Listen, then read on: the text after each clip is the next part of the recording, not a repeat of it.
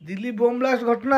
arrest होता आतंकवादी Sabarmati jail थे सी जो सेल अन्य आसामी मैंने थे सी जाना पाइले सी यही प्रकार कांड कर बम ब्लास्ट कर किए एमती केमिकाल बनाऊले जमी पानी मिसले बहुत लोक जीवन जापर सी जाना पाइले ना से आसामी मैंने देहरे राष्ट्रवादी प्रेम पूरा जगह उद्यापना है आतंकवादी धरिकी बहे गोटे कुटाकुटी कर मेडिकल आडमिट ही अच्छा आ ये कथा शुणिला किसी नुनी कटा गाड़ी टेका हुलाला बिहन आसी चित्कार कर मानविकता भी मरी जाए जेल रे भी लोक गोटे लोक शांति रखें कह छोड़ी पो नुनी कटा हुलाला बिहन माने किसी तुम मानका आज भारत में आतंकवादी मैंने एत पना नौ ता ना काश्मीर गोटे टेरगाटा गला शरण देता किए तुम भाया नुनी कटा हुलाला बिहन